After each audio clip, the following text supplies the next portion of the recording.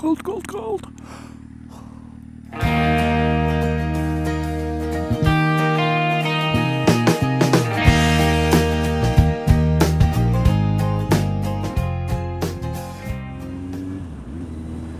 Good morning, everybody. Cam Biker here. Time for a random bit of waffle. Bit of Tower of Babble. I think that's what I called it. I think I remembered this time. Just been watching a bit of news. See, Jeremy Clarkson's in the news again. If you don't know who he is, how can you not know who he is? But if you don't know who he is, I suppose worldwide. Some would say he's a buffoon, others would say he's a dangerous piece of work. The main presenter of Top Gear, basically, a car show that had its day about 20 years ago, maybe. Well, maybe 10 years ago, but really, I think has had its day now.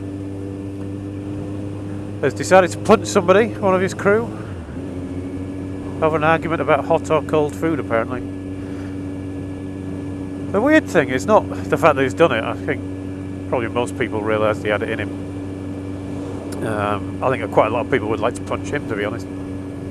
The weird thing has been the reaction to it. I cannot understand how somebody can punch someone and then there can be a petition of sorts signed by over 200,000 people that he shouldn't be suspended from his job.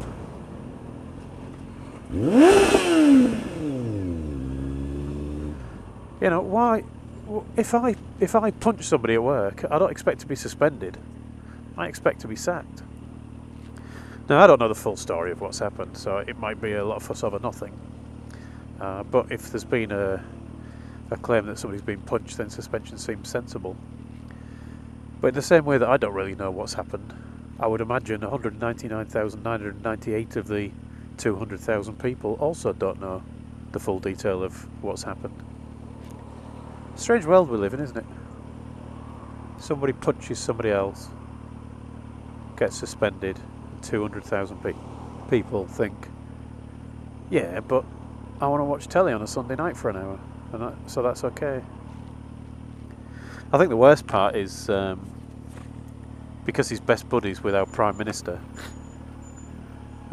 even the Prime Minister is now getting involved. So it was on the radio this morning that the Prime Minister has said he should get his job back. Well done, Mr. Prime Minister. You're supposed to be above all this kind of stuff, and there you are.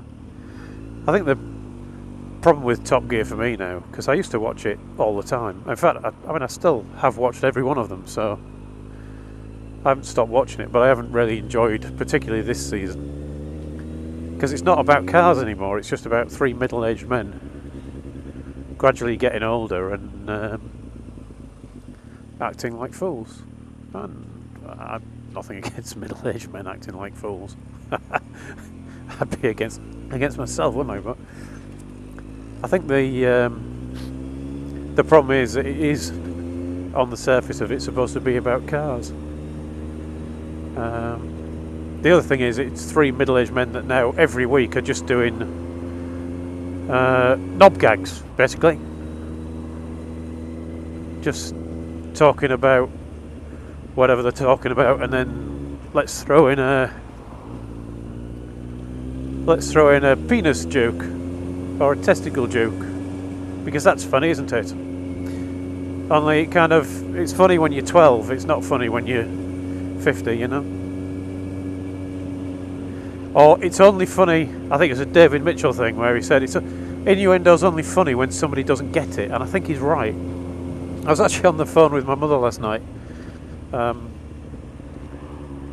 Unfortunately, my mother has a bit of a balance issue at the minute, so she's doing these classes. I don't know what the balance issue is. I can't remember what the classes are called, but apparently they're working really well.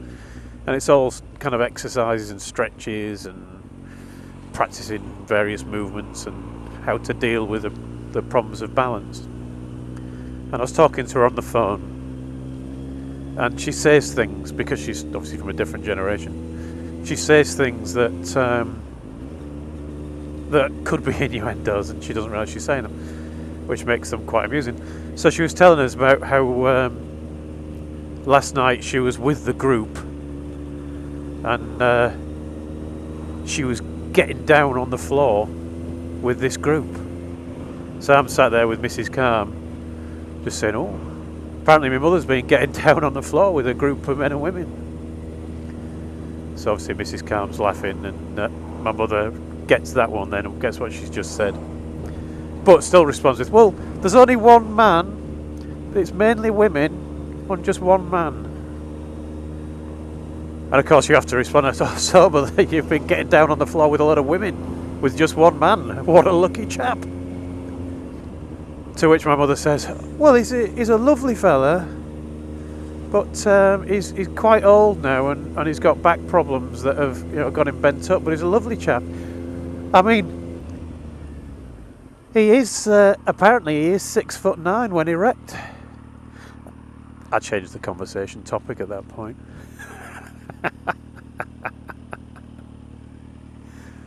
It's always funny when somebody else doesn't get it.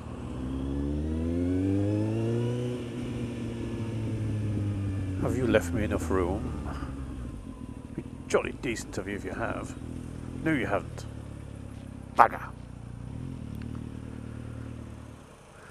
Somebody's been using clip art. I wonder if that's what they sell or maintain or something. It's okay, but that last one doesn't fit. It's the wrong style. The big forklifty gizmo. Been watching a couple of programs recently, and it shows how TV has changed and how people's view on what's acceptable and what isn't has changed. So I downloaded off the Sky TV. They've put up Tales of the Unexpected. Now, you probably have to be as old as I am, almost in my grave, to remember Tales of the Unexpected. There's a lot of stories written by such luminaries as Roald Dahl and Jeffrey Archer. Jeffrey Archer. Who knew? Probably most people. But it's allegedly stories with a twist in the tale. So far I've watched about half of them, and twist in the tail is a bit rubbish. There's the odd one with a twist in the tail. Mainly they're just a bit dull. But I remember we used to watch them. We used to go and see my aunt on a weekend. My mother's sister. We used to go and see her on a weekend, or she'd come and see us on a weekend. It's a tradition that's carried on pretty much every Saturday forever. Although I don't see them as often anymore because I don't live with my parents. But Tales of the Unexpected used to be on a Saturday night, and it was on Saturday night at a time when I was watching it, when I was probably not quite a teenager yet, I think. It's very, very old, like me. And I was watching one last night, and it's quite strange. It was about an artist, all stuff with an artist and a tramp and various bits and pieces. And this person getting a tattoo on his back before he became a tramp, and then ended up, well, I won't tell you the twist of the tale, but essentially there wasn't one. It was rubbish. But it showed a different sensibility. So in it, there's a fella saying, oh, I think you should paint my wife in the nude. And the wife saying, oh, I'm not going to do it. And then she caves in very quickly, unnecessarily quickly, and opens up a top and gets one of her breasts out on TV. And I'm pretty sure it's pre-Watershed, so it wasn't seen as a bad thing for you to show off that part of your body. As a lady, I'm sure the men weren't getting their bits and pieces out, but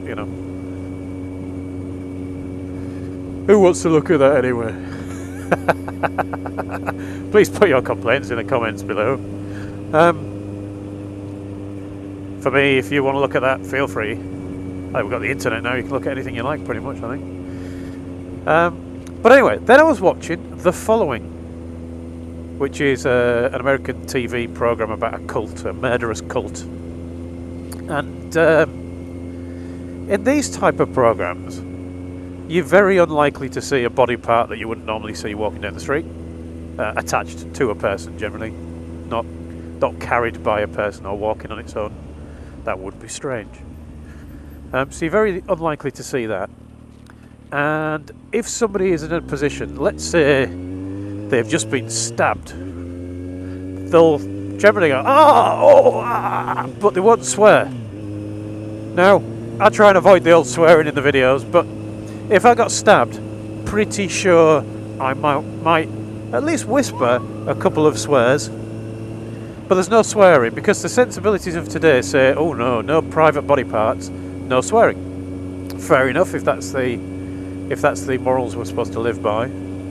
Doesn't really reflect society, especially not Hull City Centre on a Saturday night where you can see both, or hear both, or see and hear both. But it is okay to watch a scene of people going into a restaurant and stabbing everybody in sight, going into a bookshop and stabbing everybody in sight. And then the worst one, an FBI agent who has somebody essentially at the point of being under arrest. They are prostrate, they cannot do anything to defend themselves. It's a woman kneeling, hands in the air, no weaponry, and the FBI agent, rather than arresting her and showing her justice by putting her through the justice system, which, as I understand it in America, for what she'd done, she'd have probably, they're not shy about sentencing people to 500 years in prison. I'm not sure how many of those finish the sentence, but at least if they get half off for good behaviour, they're not coming out again. Whereas over here, it's not, we're not punished quite as much. But rather than arrest her, he shot her and killed her. And then the other agents, the other FBI people, covered that up. And we're all supposed to go, yeah, well, she deserved it. And that's okay. Isn't that strange? So murder, that's fine. But no nipples. You can murder as long as you don't swear while you're doing it. Anyway, I'm coming up to the fast bit where speaking is a bit more... Well, speaking's easy, but hearing it, not so good with the wind. So I shall stop now and say thank you for watching my Tower of Babble. If you got this far.